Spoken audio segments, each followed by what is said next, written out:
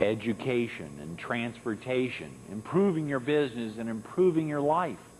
Who's working hard every day to develop the area? You'll find out coming up next on Carolina People.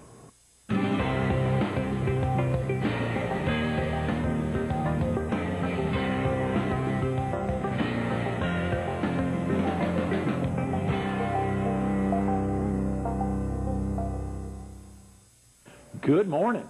Welcome to Carolina People. This morning we're at the Myrtle Beach Herald.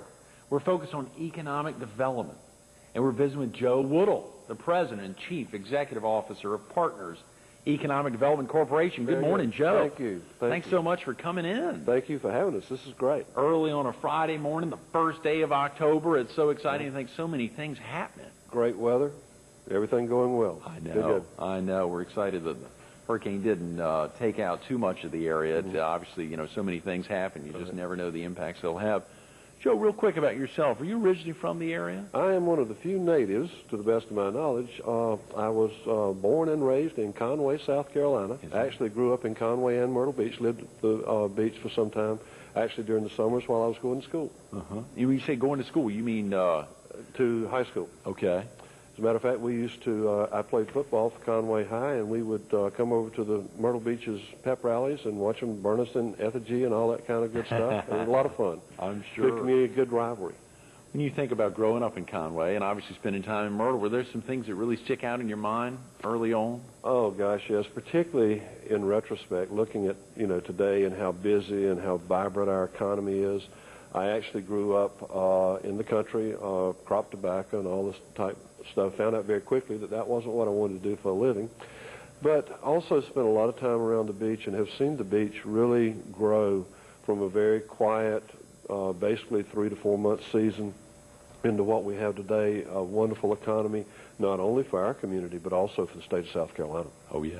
Oh, yeah. It has a dramatic impact on a constant basis. Oh, absolutely. Really on the southeast. Huge driver. People often talk about, well, you know, the need for the diversity in this area, and it's absolutely true. We do need to diversify our economy.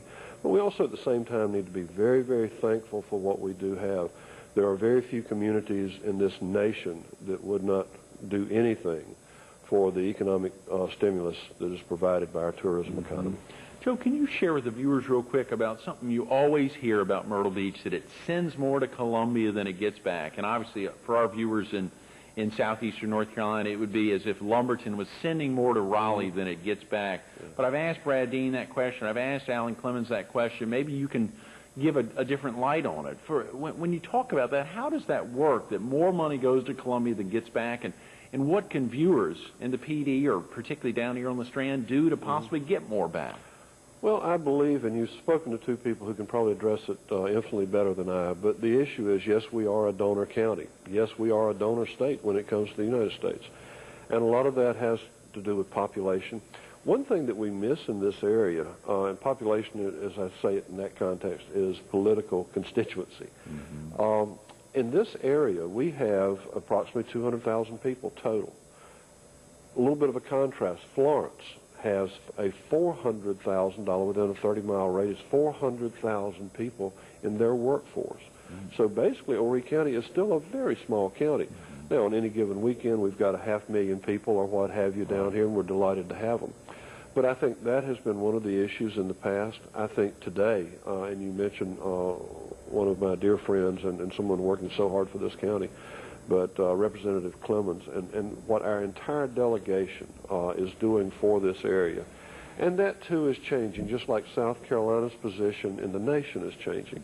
And I think it's something that we more or less inherited as our generation, and it's something that political advocacy will help. I think it's something that over the course of time that we will start seeing more of a return, because I can assure you that at the state level, even though they may not always admit it, they do recognize the contribution of Horry County to the state economy.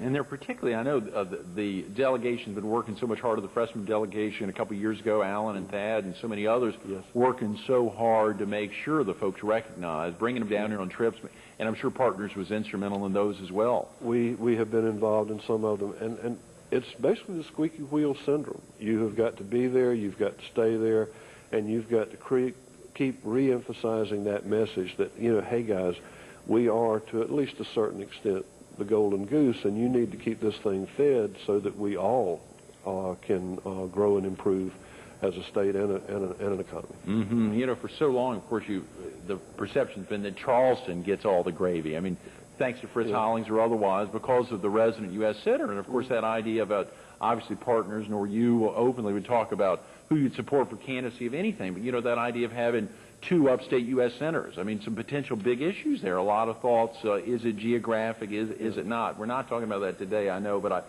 you just think about so many impacts that happen when Charleston's always been perceived, or the upstate, or the Midlands, but not the independent republic. Well, the independent republic, and bless our hearts, we have had good delegations, we've had good representation, but once again, it's a process and it's something we've got to stay behind.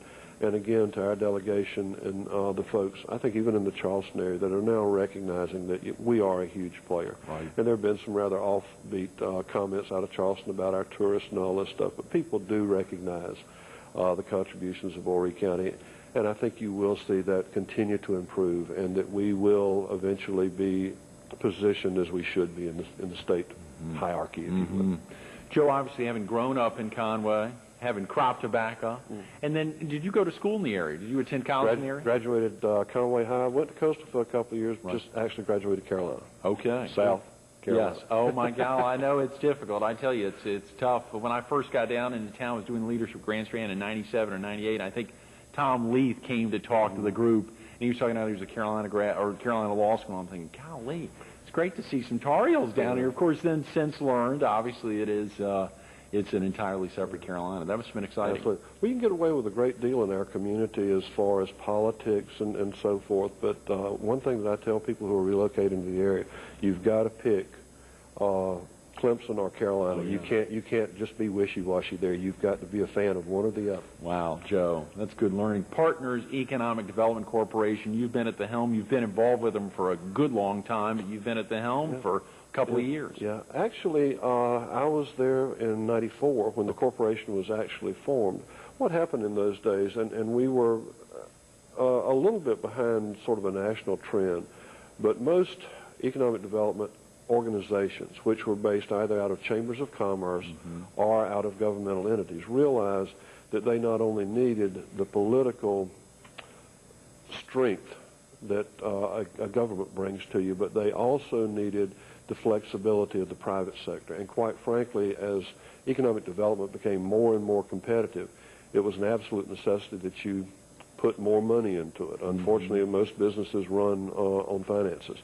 And most city and county governments just couldn't finance it at the rate they wanted to. So the public-private partnership became very popular. As a matter of fact, right now, I believe less than 7% of the national organizations are purely governmental agencies now. The public-private model is almost internationally recognized as the way to go. And by bringing the private sector in, you're not only getting that investment capital in cash, but you're also getting an investment of intellectual capital.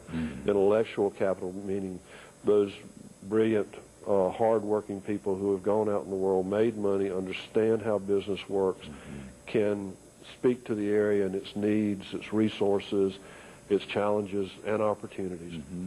So bringing all this together in one group really is the only really recognized model throughout this country, and then quite frankly throughout the world now. You know, we think about the public-private models, kind of hybrid models. There's a heck of a lot of private to benefit public. You know, last Thursday, Sally Key, who chairs up the Myrtle Beach Education Foundation, was with us talking about private funds to benefit public schools. You know, all those questions of why don't the taxes do it?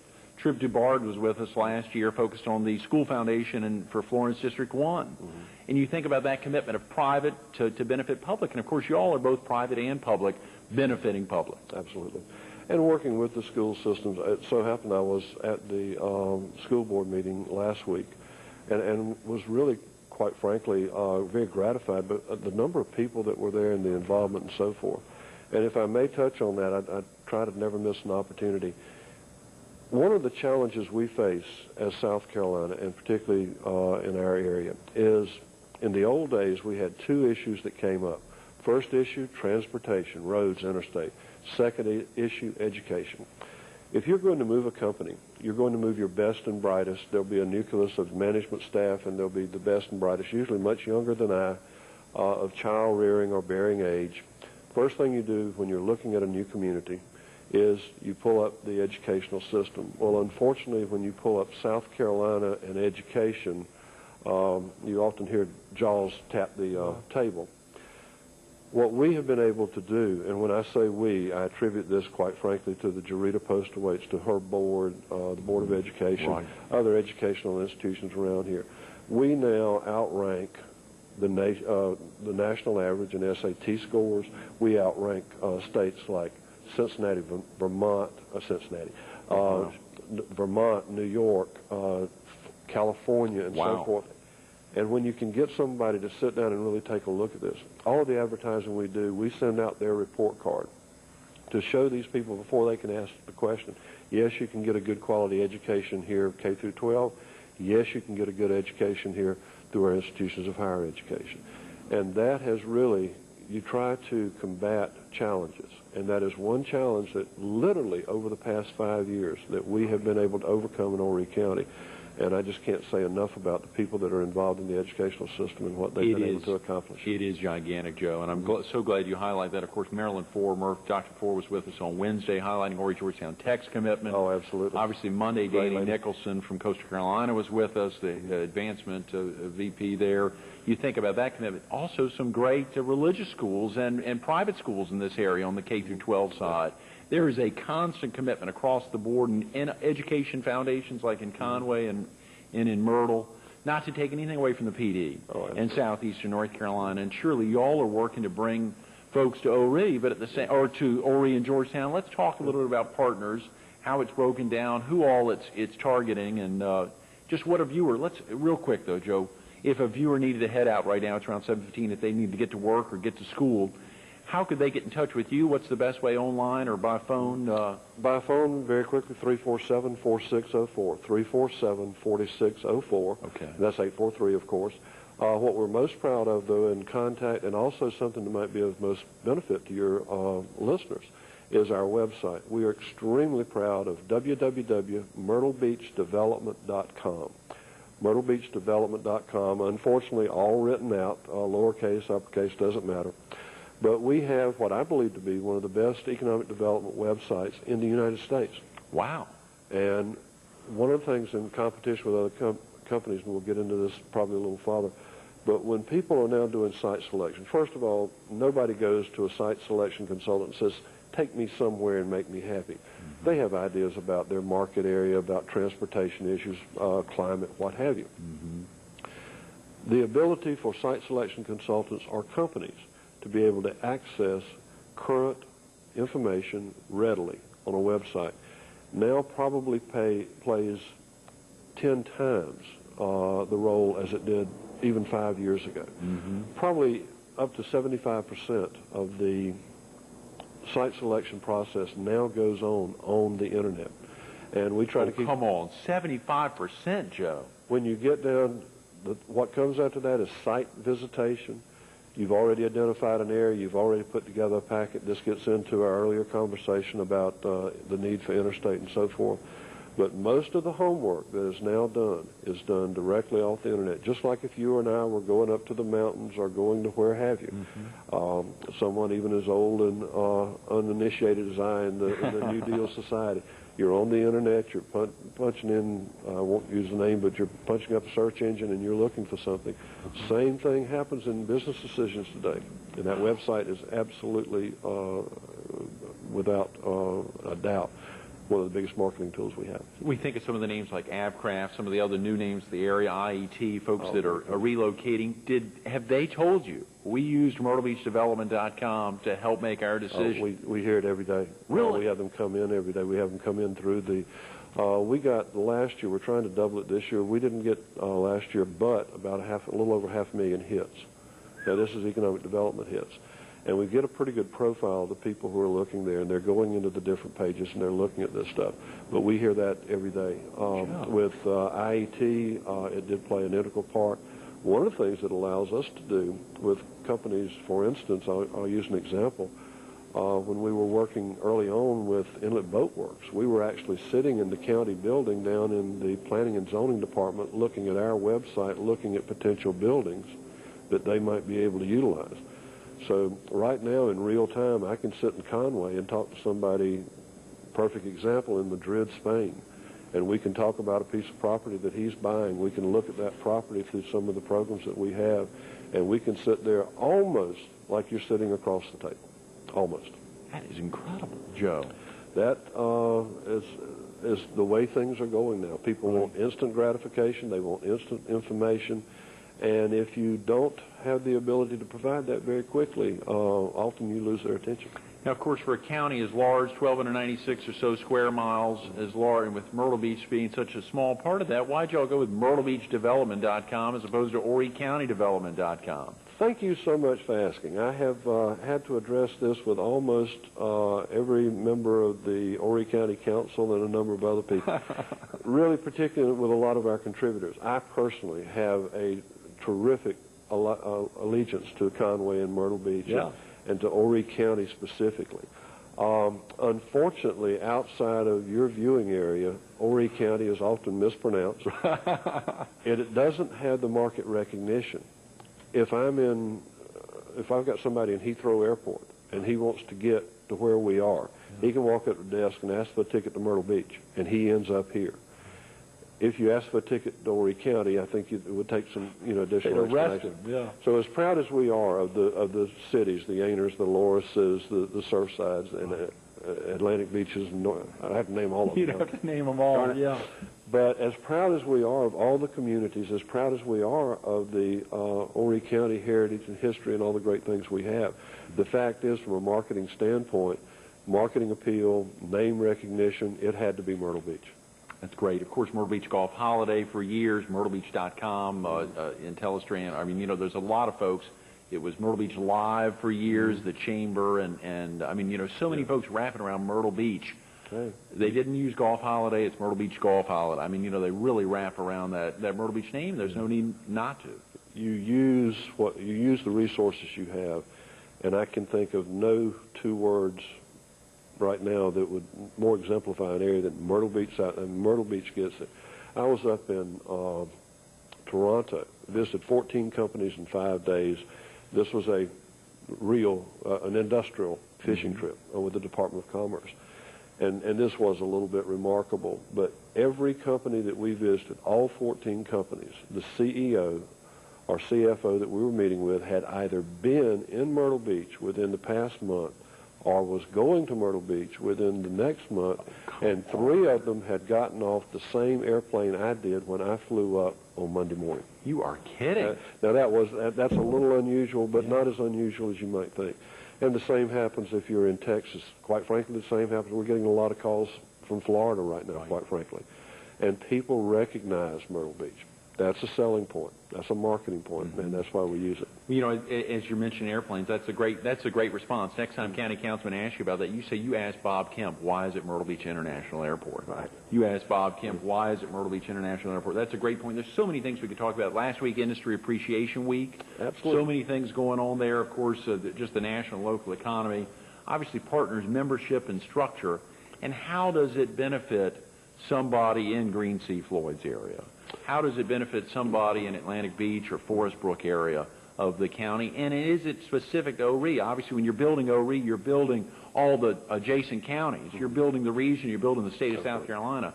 Share with the viewers. We've got about 5 minutes, Joe. 20 minutes has flown. Share with them a little bit about y'all's structure and why someone would want to support y'all. All right. Well, obviously, as a public-private partnership, what that means is basically we're delighted to take money from almost anyone. And what we're looking at here, in addition to the local government subdivisions, the individuals, hopefully, that can get a return on investment. We are not like a chamber. A chamber is a wonderful organization. We belong to them. They belong to us and all this. And chambers, everybody should be there. Everybody should go out and join your local chamber right now. Partners is slightly different. People should look to us who believe that they can get a return on their investment. And we have people like Addis Harbor Dodge, who is a car dealership that believes the more people, the more jobs, the more money that comes into this area. can, that actually helps in sale of cars. We have people from industries that we have helped that have come in on this. We have individuals that believe that growing the community can help. Now, why can it help? One of the biggest things I think that we give people is a referral service. Most of the area banks are members of ours. We have numerous construction firms, engineering firms, and so forth. And they believe that this gives them an opportunity to get a specific return on investment because we have a referral service. A company right now from New York that is looking at some construction in this area. They want a contractor. They want an engineer. They want somebody to stripe the parking lot. They want what have you. So we have a direct referral there. I think there is a good warm and fuzzy to say that as we diversify, or help diversify this community, as wages go up, I think there is a tide that lifts all. The other part of that is being pragmatic and being business people. Does this tide specifically lift my boat? And I think in many, many cases we're able to demonstrate to people that if you join partners, if you become actively involved in partners, that there is a return in investment that is very noticeable, one that you can actually identify, that you can lay your hands on. And I believe we've been able to do that. The other side of that is being actively involved in the direction this county takes. Is growth for growth's sake good? In my personal opinion, no. Is good quality growth, good growth in jobs, good diversification good for this community? Yes, I believe it is. Again, I grew up in this community when it was a lot different. I've seen some changes. I would prefer to be able to leave Myrtle Beach at 5 o'clock this afternoon and be in Conway in 15 minutes. The fact is I'm willing to put up with a little bit of extra time to know that when I get to Conway, there are going to be vibrant businesses over there. When I come to the beach in December, I won't be the only person that's driving Ocean Boulevard. So there are trade-offs, but people can actually help direct the way this county is going, be involved in it, and I think there's a substantial amount of benefit, both real and personal, to that. Golly, Joe, those are powerful words. We think about the impact. And it would be the same effort if you were in Florence County or if this was partners in Waco, Texas. It would be that same effort to make sure when you traveled from one community to the other that it was still a vital community. We happen to be in O-Ridge. We happen to be working hard for that area. So a viewer could be a member of Partners Economic Development Corporation. Yes. We actually right now in private sector membership, I believe, and it varies, hopefully going up every day. I think we've got about 103 members. Great. Would be delighted, again, at www.myrtlebeachdevelopment.com or at that number or at my home, whatever. Be glad to talk to anybody about the benefits of membership and the benefits of becoming involved in this community. We are a vibrant community. We're blessed with a lot of active people here that are working hard to make this community grow. We hope that our membership reflects that diversity and that ethic. And we're headed in that direction and would love any of you viewers to join us. You've got an amazing executive committee and a whole group there, and obviously Marilyn with us on Wednesday. We're talking about Neil Wilson. I think he was your immediate past chairman, and obviously Henrietta Golding and her amazing commitment to the area and surely growing the area. Everyone having myriad reasons for why they want to see the area grow properly. Good growth. Good growth. As you said, and as Brad Dean's always said, the rising tide rises all boats. All boats. Those are vital words. You know, there's so many things we could talk about. Of course, last week of Industry Appreciation Week, surely so many of the things going on with the business parks in the area. I think you were instrumental at the Loris Commerce Center or being involved with that early on before taking on this position. Actually, that was constructed about the time we went to the public-private model. That was started back in '94, an initiative by the city of Loris in conjunction with Santee Cooper and, of course, Horry County. We are now in the process, hopefully if the rains will stop for a bit, of completing the infrastructure at the Cool Spring Business Park, but the Cool Spring Industrial Park, which hopefully we're going to third reading on our first tenant there. Can't get the can't get the second tenant until you have the first one. And we've got a great little company that's looking at that. We're very excited about that and its potential. We, of course, are working with Coastal and some issues at the Atlantic Center for Business and Industry, which is our primary industrial park. And we had the Pine Ridge Park in Conway, all very well priced, all that come with all the assistance that we in the state of South Carolina can give you. If you have an interest in building, relocating, purchasing existing investment property, or what have you, please feel free to contact us. Little commercial. Absolutely, and I'm glad you pointed that out. Of course, I really wanted to talk to you about your presidency and founding the local chapter of Wildlife Action. I want to talk to you about your son and your wife of 25-plus years and the amazing commitment you all have made to the area, but we're out of time. We hope to get you back another time. Well, thank you so much. I enjoyed it. Absolutely. Thanks so much for being with us this morning. My pleasure. Stay tuned to more Carolina People with Joe Woodle coming up next.